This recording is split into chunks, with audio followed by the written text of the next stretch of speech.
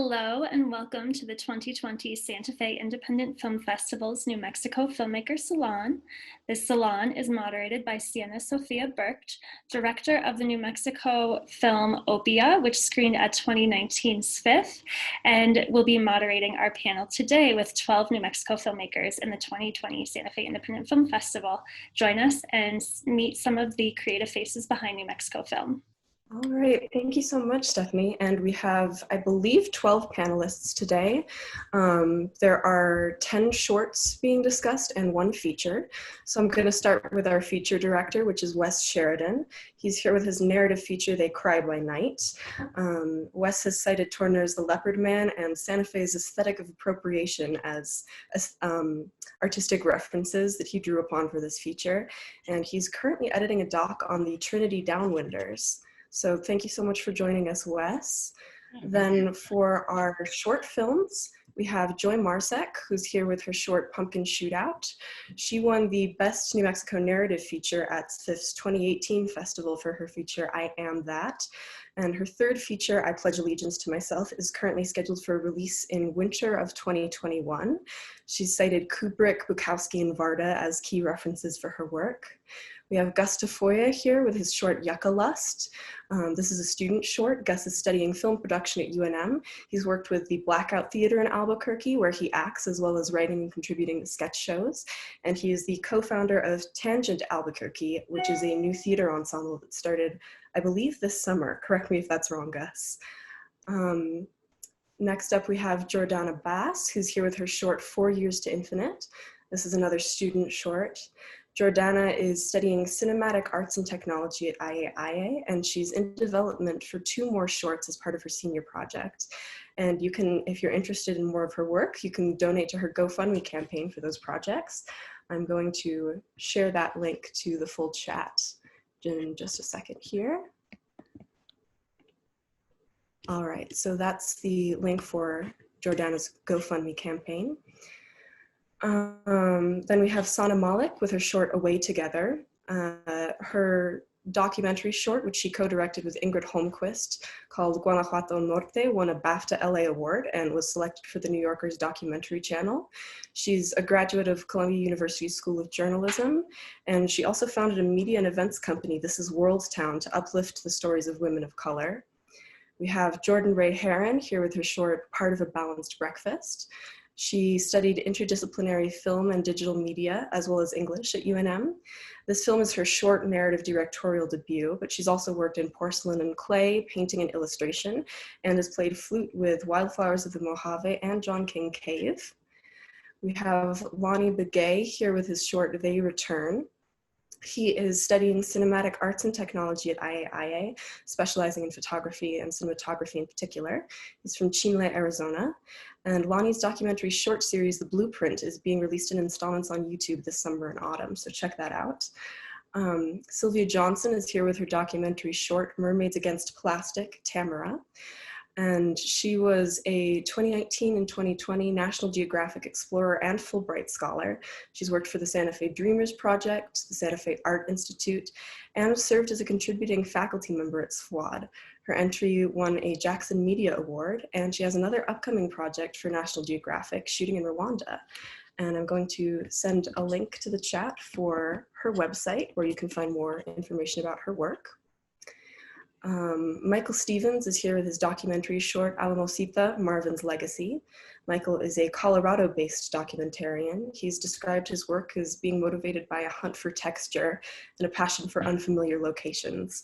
And his documentary, Beyond the Backyard, The Nation's River, had its digital premiere on NRS on September 29th this year, so just a couple weeks ago.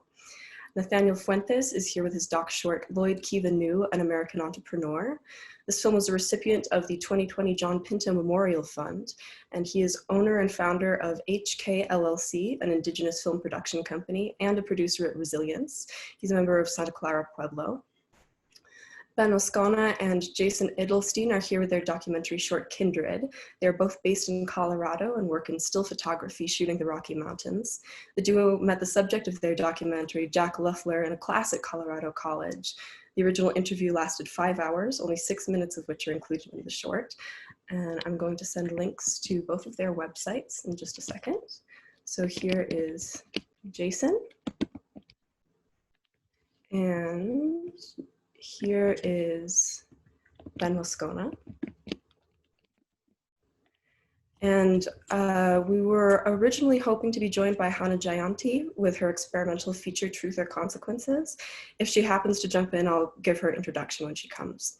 So those are our 12 panelists, and I'm so excited to get into a conversation with you about the films that you brought to this festival, as well as sort of your thoughts on filmmaking in New Mexico, where it's at, where you want to see it grow.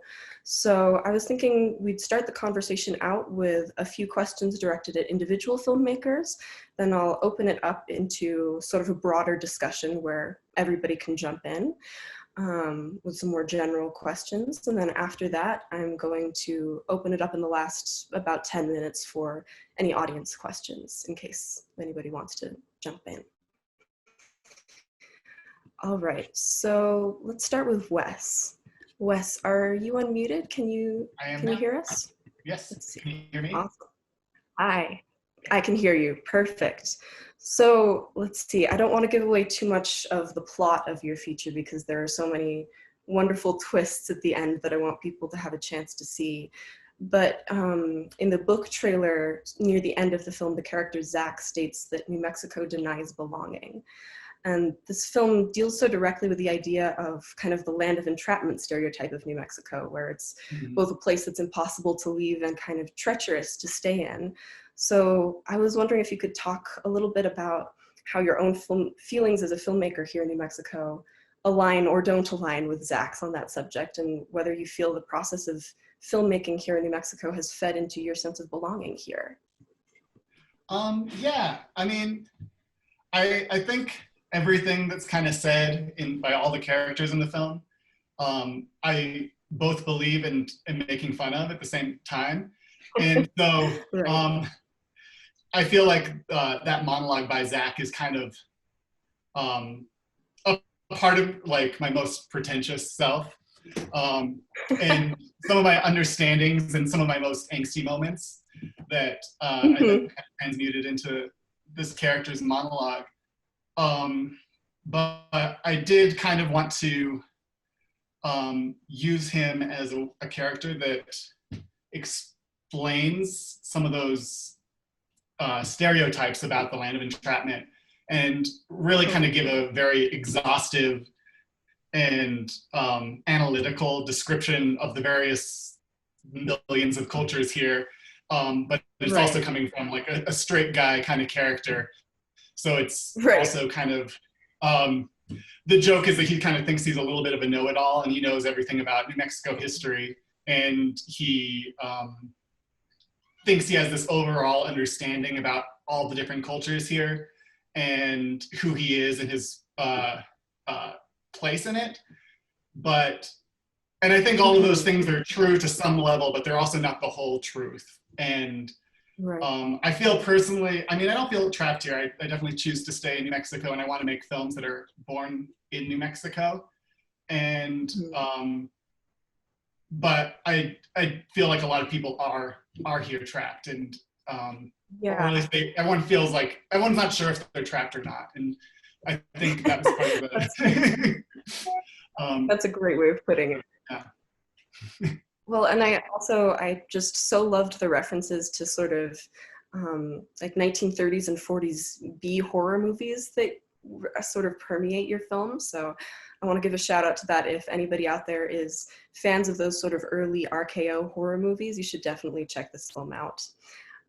Is Joy Marzec on? I'm having trouble seeing if she's on here. Joy, if you are, give me a shout out and I'll give you a question. If not, I'll move on to Gus. Oh, yeah, hi, sorry. Joy. I totally ended up on my boyfriend's Zoom. Oh, right. Yeah, awesome. yeah. I'm so glad you're here. Great. So I wanted to ask you, you're here with Pumpkin Shootout. And I was particularly interested, since you are a New Mexico filmmaker, and this short is set on the East Coast. It's sort of suffused with those East Coast accents. Did you write the story here? And if so, this is a feature that deals, or a short that deals directly with the Second Amendment and sort of debates around the right to gun ownership. And I think that's something that the East Coast and New Mexico tend to have very different sort of stakes in that argument and opinions on it. So I was curious whether, if you wrote this project here, you felt that writing it in New Mexico fed at all into the debate that those characters have, or into sort of the conclusions that they come to about gun ownership.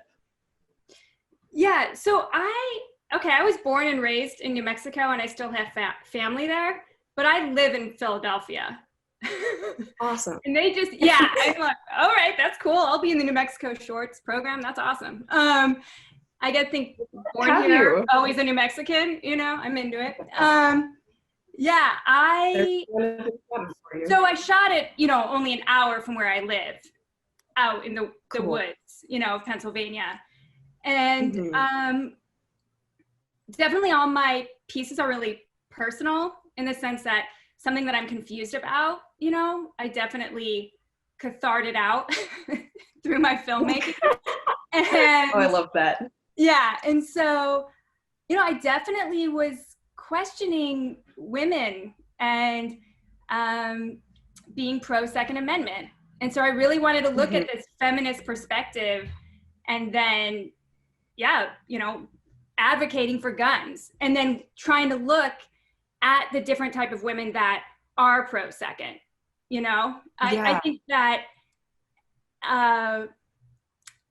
you know, I think that we have our job, I'm only going to speak for myself. My job as a writer is to really strip away as much of the bias that I have in order to get to the truth. And so I really approached this. I mean, there was a lot of research that went into it, right? A lot of interviews, a lot of looking at, you know, different docs, and, you know, just trying to get to that essence of what these women are afraid of and why they are pro-gun. And so there's three main characters. Well, there's one main character, but then you have two supporting. And you really are able to see, you know, the different reasons of why they carry. And then this sort of deep fear that I think only women understand, you know? I love that final scene of, I'm not going to give away what happens, but sort of the way the movie ends, and the way that it both preserves the questions and kind of gives you a bit of a visceral view into why these women feel the need to protect themselves with guns, that I think was really brilliant. So if any of you out there watching the panel are interested in seeing three very different and very convincing views on the Second Amendment, I highly suggest taking a look at Pumpkin Shootout. Thank you. So I don't want to cut you off, but I'd also love to ask a question to Gus, if you have time. Yeah. Let's see, are you, okay, great, awesome. So I loved seeing the way that you used Albuquerque street signs and graffiti to kind of both punctuate your film and also accent the pieces of text that start appearing on the screen. Gus's film is sort of visual poetry, in the sense that there's the narrative voice is reading a poem that then appears in different places on the screen, sort of rhythmically. And I loved the way that you used actual text that you see on the streets of Albuquerque to kind of accent and highlight that.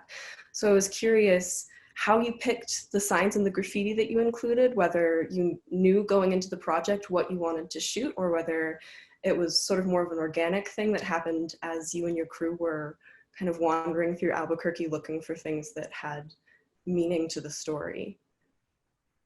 Yeah, that's a really good question. And I laughed when you said crew, just because it was me and the other person in the video, like wandering aimlessly down the tramway. But I think once we were there, it's a video, it's a goodbye poem to my best friend who I made the video with, or for, more so. And I think while we were there, I just wanted to like be in a good state of mind and like in our own personal friendship kind of flow. And I think in that kind of feeling, I just wanted to like capture what we were seeing. And I really got interested in photographing all of the signs, like the fire danger and the stop signs and all, just because like it's just what populates your world. And if you sometimes they like appear on screen for so long or for such a little amount of time, it feels like you're not even reading them. And I feel like they just kind of feel like this natural part of the atmosphere of like Albuquerque and New Mexico. And I like them composed to like plants and the ground, just because it feels like they seem so natural in this like desert urban environment. But it just kind of came about like that. Yeah. Well, and I love the focus that it gave to parts of the landscape that we normally don't recognize, let alone think of as beautiful, that really, when you're seeing them up against the yucca and the sandias, you really get a sense of how much those things like the fire danger signs are part of this place and part of the sort of visual language of this place. So if you're interested in sort of that kind of, it's not really a mourning piece, but sort of a love letter to a friend that's filled with this beautiful imagery of Albuquerque, I highly recommend checking out Gus's short. So I'd also love to unmute Sana Malik now, whose short is Away Together. Hi, Sana, how's it going? Hi, I'm good. Thanks for having me. Awesome. And I just want to give a shout out. I think we might have gone to school together briefly at Columbia. So I'm really excited to see you on here. Awesome. Yeah. So I really loved in your short, Rashid's line to Aya, "You are of this place. Everything here is within you."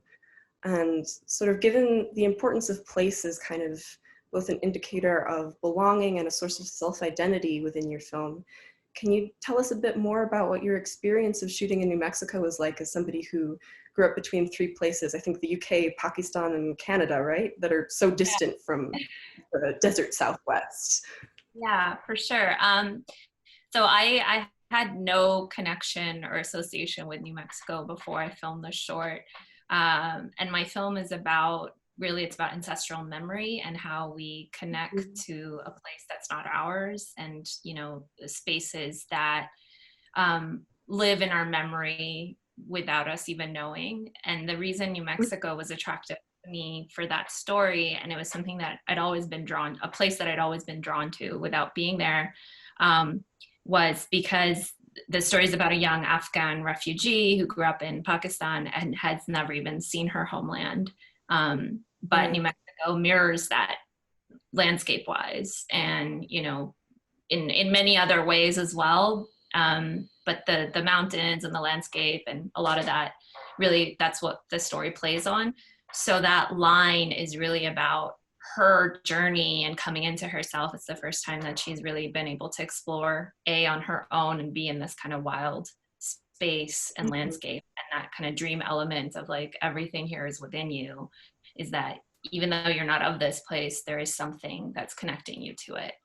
And that's kind of how she connects to her new space.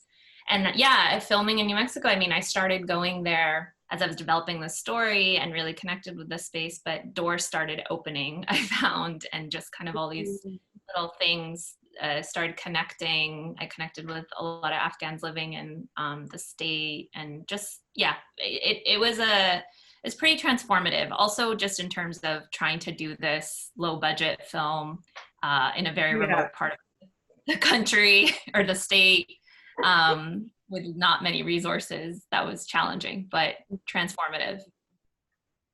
Oh, well, I hope you come back to film more projects here in the future. I think especially with projects dealing with ancestral memory, this is a great place to be working. And I saw that you gave a special thank you to the Afghan Society of New Mexico in your film. I did, yeah. So they connected with me originally and really kind of helped me understand the context for Afghans coming to New Mexico. So grateful to them. So cool. Well, I highly recommend checking out Sana's short. It was really beautiful and phenomenal cinematography and very moving. All right, well then let's move on to Lonnie. I I loved your short. I especially loved the twist ending and the quote you leave at the end. I'm not going to reveal what it's about, but it really gives a wonderful sort of indigenous twist to the idea of the alien genre that I highly recommend checking out. And something that I was thinking about watching your film was, you know, it's shot in this square aspect ratio, and normally we associate Western movies and the way Western landscapes are shown on screen with, you know, these large cinemascope aspect ratios that emphasize flatness. And by sort of confining the area of the screen that you were using and that we're seeing, and then creating these in-frame obstructions with chairs and light fixtures so that we actually never see the main characters' faces, you created this really sort of wonderfully intimate sense that you normally don't see from Westerns. So I was wondering if you could talk to us a little bit more about that choice and what you were intending to emphasize with it. Yeah, good question. That's the one thing that always comes up. And one of the things that I was actually thinking about when I was creating it was how to show like a sense of, I guess you could say, mystery, because of course there are some horror movies and alien films out there who actually, you know, showcase the lights and everything. They showcase some other forms of like mystical beings. And when I was wanting to create it in this particular way, I was actually wanting to put us inside of the eyes of the mystical being. And during the whole process, you know, they're witnessing what they do, and being that the quote was at the end, that kind of like wraps up to where like that's what the whole film was about, them studying. But then at the same time, there was and the underlying subject about what was going on the reservation. And so I was putting that as a tie-in to both connections, to where that this atmospheric being as well within real life is also taking like its course of actually watching, but at the same time, the whole genre of aliens coming down and actually filling in that position too. So I was kind of knocking two birds with one stone on that. I love that. And hearing you describe it that way just makes me want to go back and watch your short again with that in mind, because I have to admit, I didn't pick up on the fact that we were seeing through the being's eyes. And I absolutely love that, especially given your quote at the end. So if any of the audience out there is a fan of the alien genre, or of, you know, sort of narratives about mysterious beings coming during times of trouble on Earth, I cannot recommend Lonnie's short highly enough. So I'd also love to unmute Michael Stevens next to talk about Alamocita. Hi, yeah, thanks for having me. Hi, Michael, great to have you. Yeah. So I loved the way that Alamocita interweaves the modern footage that you shot with the Cromwell family, with these decades of family photographs and black and white stills, and what I'm assuming is some archival work too. Can you tell us a little bit about the process of working with the Cromwells to sort of find and select images for the short, and how you went about incorporating and weaving them in with the live action footage? Yeah, it's a good question. And it's been a while since I've thought about it, so I was almost kind of worried hearing you ask it. But, you know, I think one of the craziest things about that film was that we shot it, I think, in a 4-day period on Marvin's ranch. Wow. And we were staying in a guest house that, I don't know when the last time someone had stayed there. I mean, it was dusty to say the least, but in between shooting, you know, we would kind of have these moments where we would shoot with him and the family. And then it was really important to us, since we were pretty much living with them, to like back off and like give them some space to process a little bit, and kind of like, like, you know, not feel like we were intruding too much. And in that process, we came back and I was doing some DITing and, you know, copying data. And I kind of just picked up, a family album that was like tucked in there. And, you know, they hadn't seen it. And I don't even know if his grandkids had seen it. And so I had asked him, like, hey, can we can you explain some of this? So he started bringing us through it, and then, you know, it was a process because we left, and I wasn't just gonna like take this binder full of family photographs. But you know, my producer Madeline, she grabbed it, and she's based in Santa Fe, and she scanned it all for us, and yeah, I mean, it was a process of finding the right way to kind of like explain to people the kind of arc of the journey of the ranch, of like how this land is more than just like a, you know, a boundary line, but it's something that, you know, they've worn their heart on their sleeve there, and give people a sense of what they have to lose. And it's more than just the land, it's the history, the legacy, you know, so yeah.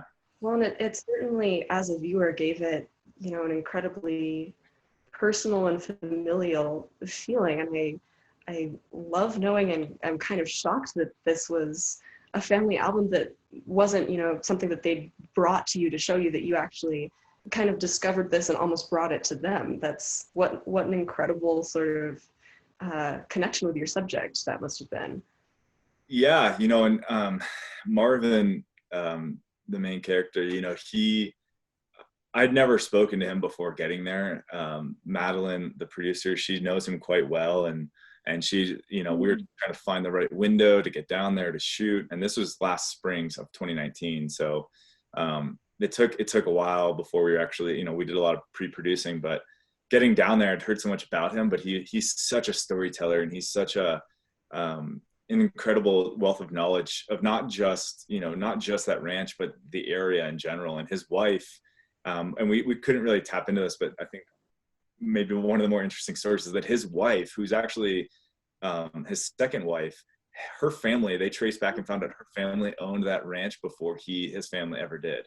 And it's been in like 3 generations of this family, which was kind of, yeah, it was kind of spooky. And there, you know, and we had like 8 minutes that we were like pretty set on, because we were working with Outside Magazine, and they, you know, they were pretty adamant about keeping it short. And so when we found that out, I was like, wait, come on, you guys. Like, we can't do this to me. I'm shooting this. So anyhow. Well, that's just, there wasn't room for that. But I'm so glad we got to hear it here. Yeah, and, yeah, thank you. Yeah. And anybody who wants to hear more about Marvin's story and his ranch in Alamocita, go check out Michael's short. It's phenomenal. Thank you. Nathaniel Fuentes, can you unmute yourself? Let's see. Good afternoon. Hi. Hey, great to have you. Hey, sorry I wasn't able to make it on a little bit early. I was having some issues. No worries. I'm so glad that you're here. So I loved the way that you emphasized the beats and the music you worked with, especially the Neon Natives track, through this sort of rhythmic intercutting between images. I really was struck by especially the runway scenes and the way you kind of chopped and remixed the models' motions during that. And I was hoping that you could spend a little bit of time telling us about that strategy, whether you had the musical selections in mind as you were gathering archival footage, whether that came later in the process, how the two came together to form this really cohesive and beautiful whole. Thanks for noticing that and asking about the music selection. Yeah, I wanted to really empower the film through the music and the energy that the music was going to bring to the film itself. And also kind of like allowed for the film to I wanted the music to also integrate into the film to help tell the story. So it was really challenging to kind of it was really challenging to kind of put all that together cohesively, like you were asking, to get the right feel for the movement of the film, the story of the film. And I really felt that that music really did tell that, but also Jacoby Salazar he's a Native Americana musician. So I really wanted to also capture that kind of feel, because the film takes place in the 40s and 50s, as far as the information where it's coming from. So the time period of the 40s, 60s, and South was created using modern indigenous artistry and music to do that. I loved that. Well, and I absolutely loved the music choices, especially, like you said, that sort of Native Americana, which is something that we normally don't get to see or hear, and that is, you know, something Lloyd Kiva knew was so instrumental in creating and bringing to the forefront. So anybody who's interested in Lloyd Kiva knew, anybody who's interested in IAIA, since he's one of its co-founders, I highly recommend checking out this doc. It's full of information that I never knew about Lloyd, and it really does wonderful justice to a phenomenal story. Let's see. Jordana Bass, could you unmute yourself and say hi? Yeah, hi, how are you? Doing well, how are you? Oh, I'm doing great. Awesome, I'm so glad to have you on. Thank you. So I loved the color palette that you used in your film, and I know so often in films that are Westerns or that are set in the West, you have exterior shots that are dominated with really warm earth tones and then cool, dark interiors, kind of like in The Searchers, John Ford. And you completely reversed that, where you have these intensely blue exteriors and these really warm golden interiors with these vigas pressing down on the characters from above. And I loved that kind of twist, and I was hoping you could tell us a little bit more about your color palette and how you came to the colors that you used and what you intend them to represent. Okay, yeah, so initially when I thought about that idea, I was trying to figure out a way, my film is actually based on, you know, the 4-year journey of my tribe into the afterlife. So basically, my color palette is, the blue is supposed to represent, you know, the afterlife, and, you know, the colors of, you know, like the golden part of it is supposed to represent, you know, real life, like conscious life. So that's sort of my idea of that. Like, I was trying to figure out a way to, you know, sort of represent, you know, a way to tell the story of, you know, my tribe's beliefs in the afterlife, because we believe that it takes 4 years to get to, you know, the person's final resting place. And so in actually real life, it takes them 4 days. So when we mourn for 4 days. So that's basically what that is about. So I was trying to represent the blues as in the afterlife and the golds as in, you know, present, you know, conscious life. Oh, I love that. Especially anybody who's into the surrealist film or sort of film that kind of blends the dream world, for lack of a better word for it, and the present day.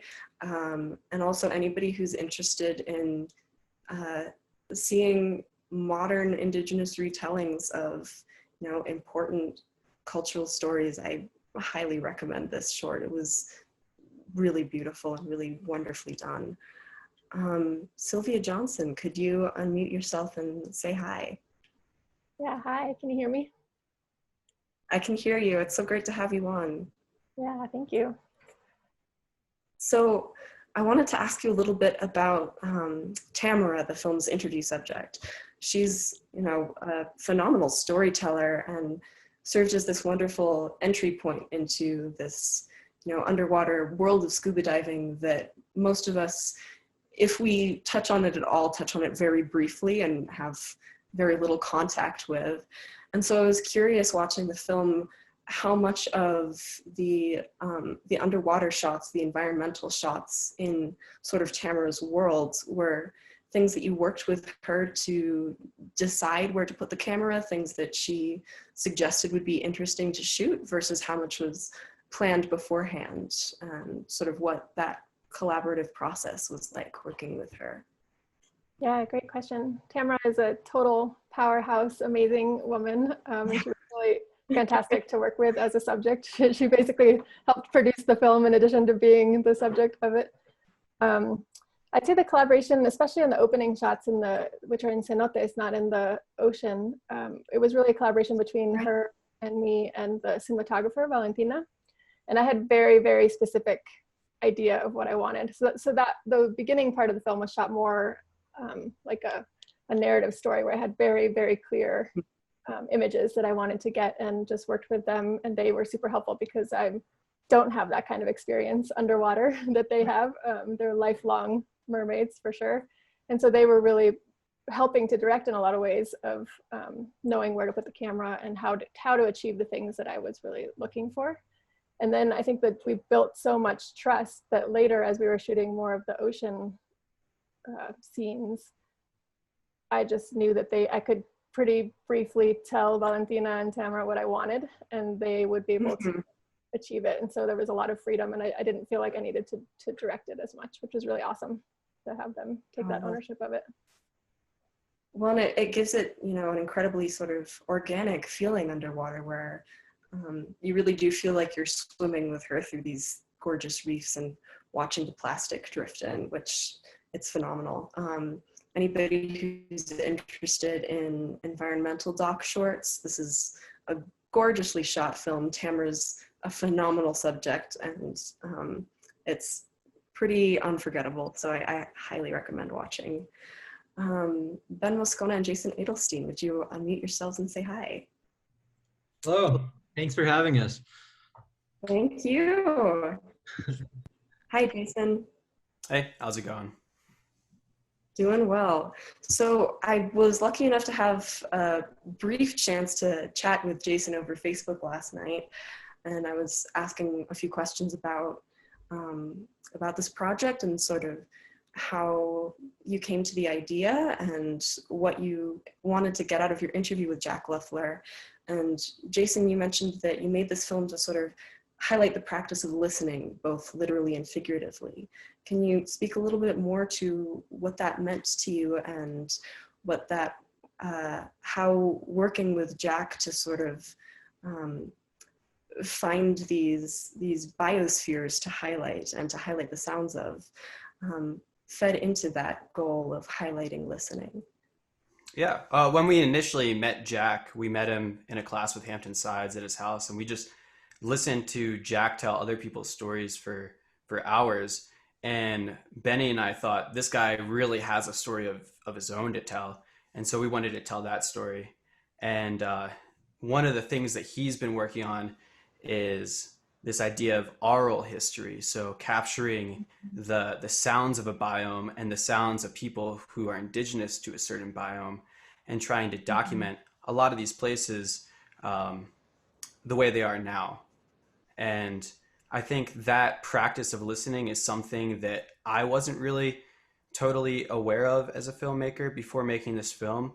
You know, obviously we're always going after trying to get really beautiful shots, but capturing the sounds of a specific landscape and using someone like Jack as a bridge to meet people and to learn about other stories of such a storied landscape has really been pretty eye-opening. Oh, I love it.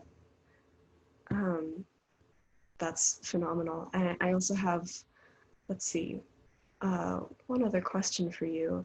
I was sort of curious about, as you were working with Jack to kind of find shots that went along with the interviews, how much of what we're seeing on screen, the locations, the nature shots, the animals, how much of that was footage that you shot after the interview based on things Jack said versus things that you went into the project knowing, I want a shot of this particular kind of plant, I want a shot of this mountain range?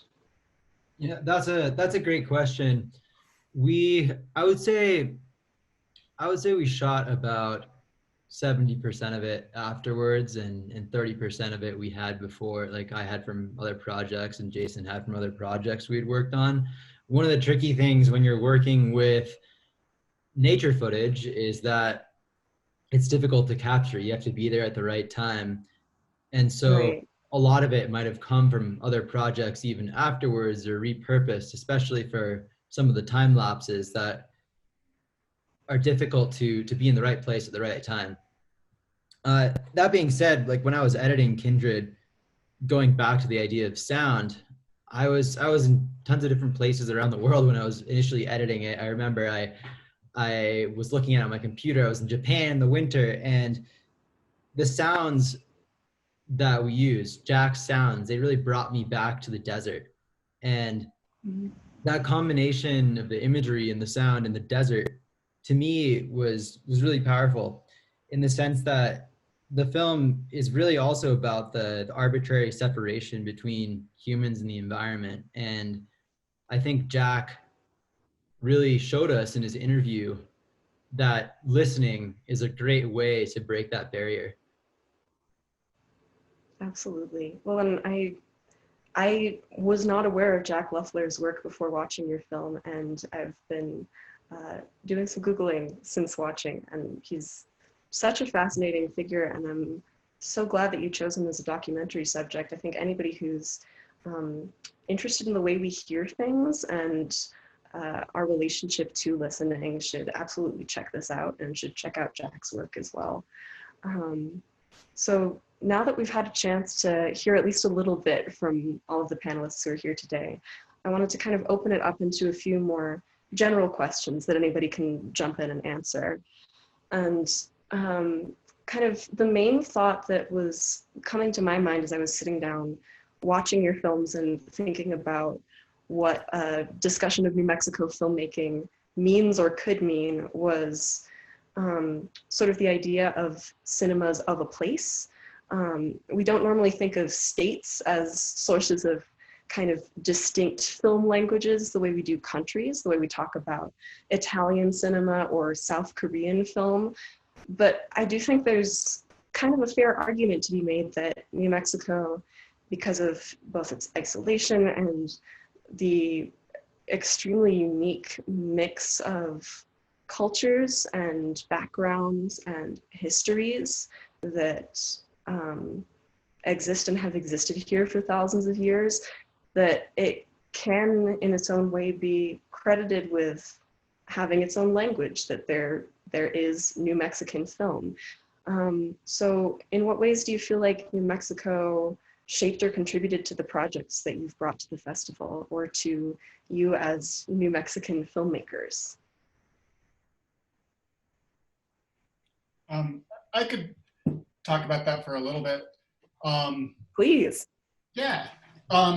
I feel like, I mean, very much that's what I was kind of looking for in my process of making this, was to make something that was distinctly New Mexican, in that it came here from a perspective of being here. I feel like a big problem with New Mexico is great as such a big film industry, but a lot of the stories being told about New Mexico are from New York and LA.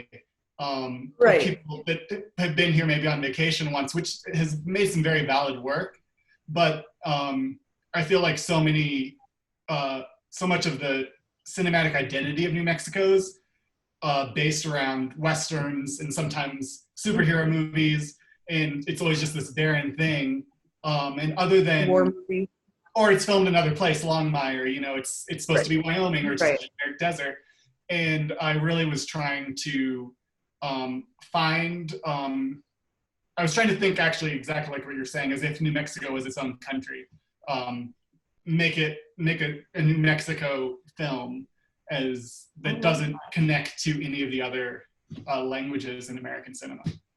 I mean, it's connected, but it's independent on its own. It's its own voice, yeah. Well, I definitely felt that watching They Cry by Night. So it's wonderful to hear that that's something that you were actively hoping for in the process. If anybody else has any answers, please feel free to jump in. If not, I'll throw another question out at you.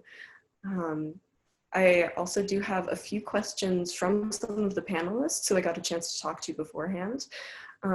Sylvia Johnson brought up a great point that actually a full 50% of these shorts and features were directed by women. which is phenomenal, and I want to take a moment to celebrate that. But I also wanted to hear from some of the female directors on this panel whether you have any thoughts about resources that might be helpful moving forward to get more New Mexican women into positions behind the camera, whether there are things you could have benefited from access to or conversations around that we don't really have platforms for at the moment. I can jump in to start since I initiated that question, but would love to hear others' ideas as well, because I feel like I don't really know what the resources are in New Mexico and like nationwide or even just in the broader film industry. I feel like there's been a really big push to support women actresses and women directors, and that we need more support for women behind all the roles. So all the way from cinematography to editing to sound recording to composers to the final post-production. It's pretty rare to find women in those positions. And I think we really have an incredible opportunity here in New Mexico with Netflix and various other programs that shoot here to really support women and to do some training programs that bring not only women, but more diverse voices into all roles behind the camera. And yeah, I would love ideas about what that could be.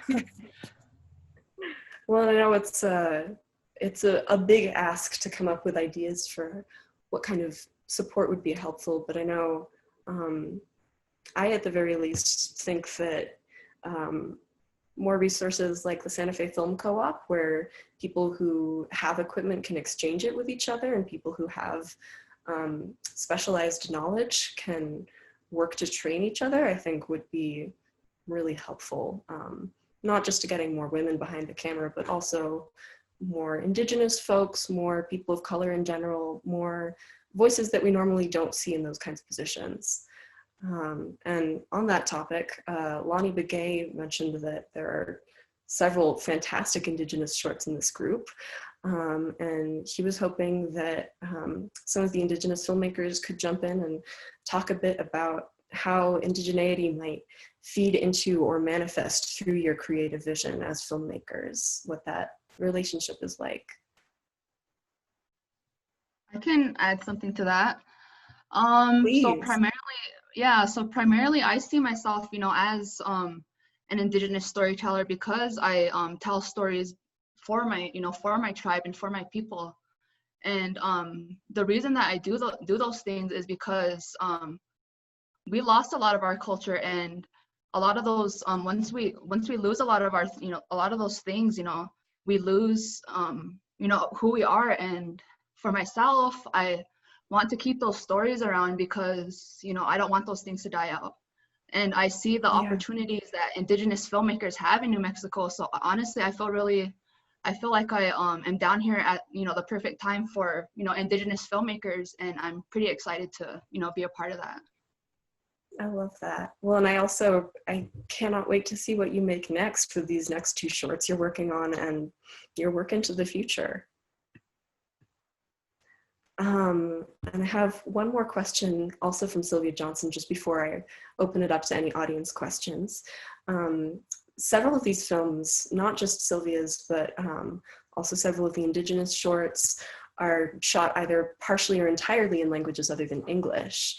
Could you, if that applies to your film, talk a little bit about how that choice might have helped your project to reach audiences, especially here in New Mexico, who are often underrepresented on screen, often don't hear their languages coming out of characters on a large screen? I can speak to that. I mean, my film is shot in Pashto, and if you're going to talk about outsider narratives, like this is as about outsider as it can get. I obviously have no connection to New Mexico, as I mentioned, but wanted to really tell this story that we don't see about newcomers coming to cities and how they fit in. So yeah, it's shot in Pashto, and I'm bringing it to a lot of Asian American festivals, which might not be a community that we connect to the state. So that's one aspect. Love it. Well, and I just was so happy to hear so many different Indigenous languages getting spoken on screen from so many different shorts. It's an exciting I think, trend to see that becoming more common and to see more of those films getting recognition and getting screen time. All right, so we've got about 7 minutes left. If anybody has any questions that you want asked, you can either unmute yourself and jump in, or you can type it into the Zoom chat. I'm keeping an eye. So I'll open it up to any audience questions. And if nothing comes in, I have a long list of other questions to throw at you guys. So let's see. I just had a quick question for all the other filmmakers, if I might. Just curious, is anyone hoping to adapt their short to a longer form piece? And if so, like what do they need? Like, what do you all need help with? Or that's a great question. Or how's that process? Just curious. Yeah, my short is actually a spin-off of a feature that I'm working on right now. So the main character is one of 12 main characters in the feature. Yeah. And I love that. And I love spin-off shorts. Like, that's something I'm really interested in. And so this short was partially, I made the pumpkin shootout short to raise financing for the feature. So that Awesome. yeah, when I present to financiers, I have a teaser of the long form, but then I also have this short to really be able to go look at this individual character, and you can get go deeper into her. Right. Well, now you have the festival recognition too. I'm sorry, say that again? Now you have the festival recognition too, which hopefully will also help getting some more financiers on board. Yeah, and so that's the other aspect. I'm submitting to a whole bunch of festivals to get the exposure out for the film. So yeah, it's been a whole strategy. But I'm starting to shoot the feature. It's seasonal. It takes place over a year, so I'm shooting it in chunks. And so I start at the end of this month. I start shooting different people. Oh, congratulations! Yeah. Well, we'll Awesome. See. Oh, I'm wishing you the best of luck with the shoot. I'd also love to hear anybody else who has upcoming projects you want to talk about, whether is there any kind of support you need? Are you looking for crew members? What are you excited about working on next, especially if it's shooting in New Mexico?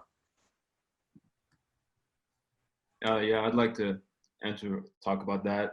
For me, I have a senior project, and this one's kind of more of a personal story, but at the same time, I'm wanting to tell it more artistically and with cinematography, because some certain stories, that pertain to personal life, depending on how you tell it, and which is what I was working on too, is kind of like telling it to where it's not cliche, and it's kind of the reason why my film was shot in that particular way, even though we do hear that news all the time, about what's going on within the world, the whole pandemic and stuff. I was wanting to shoot it in a more unique way that's different from many others. And that's the same that I usually do with some of the personal stories that I write for myself, kind of more of like a releasement of, some energy that has been within the past, and at the same time, giving that lesson of the past. So that's the one senior project that I'm working on now, to stick with the boxed ratio and kind of play with the ratio, and actually being able to put emotion within the boxed ratio itself as well. And there's another project that I'm going to be working on too. That's a short project that was actually funded by Vision Maker Media. And so that one's going to be coming up too, once when I complete the senior project.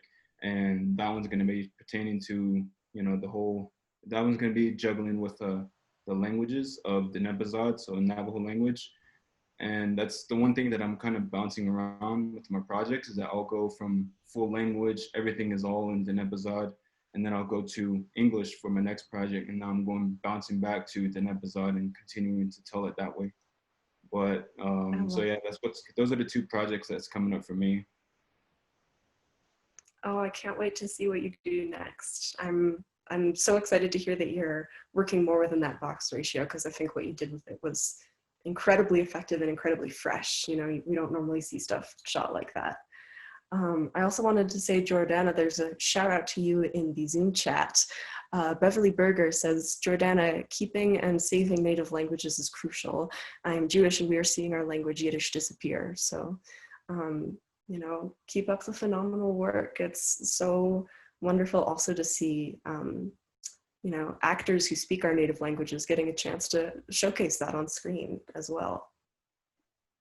I also just wanted to say that in terms of just kind of meeting people and crew, and we're all like, I work primarily in documentaries, and I'm always looking to connect with DPs and editors. So feel free to find me and reach out if you're in New Mexico and working on anything. Very cool.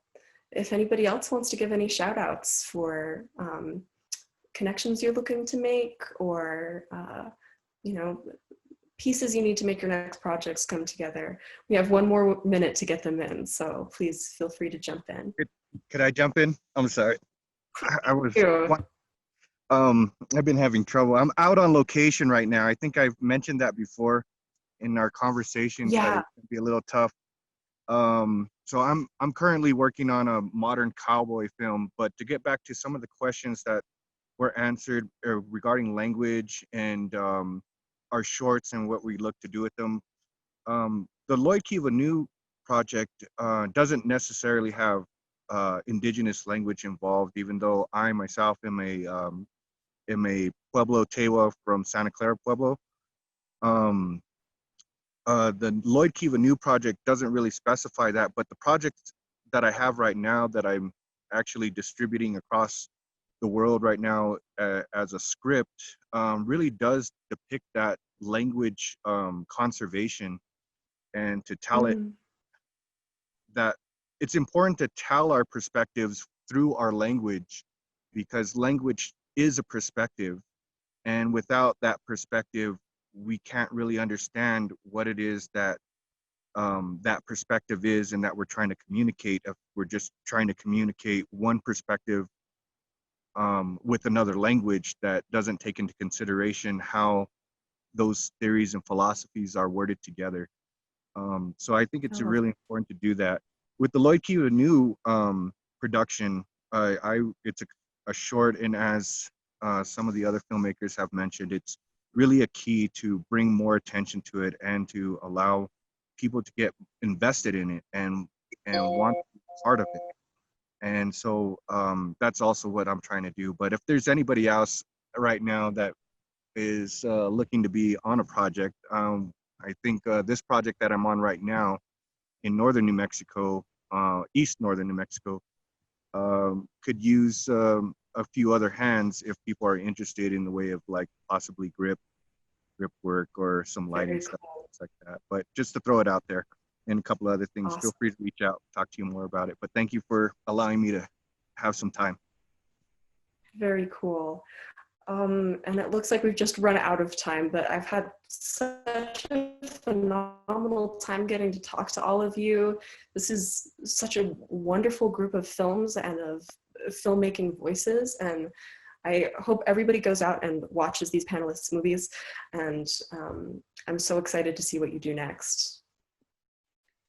Thank you so very much, Siena, for moderating the 2020 Santa Fe Independent Film Festival's New Mexico Filmmaker panel.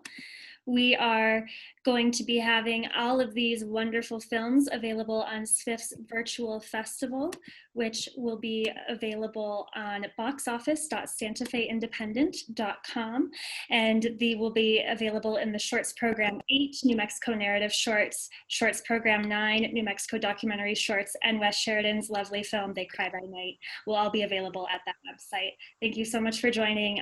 Thank you, Siena, for the very thoughtful questions, and to all of our really creative and talented filmmakers who are doing such important things in film.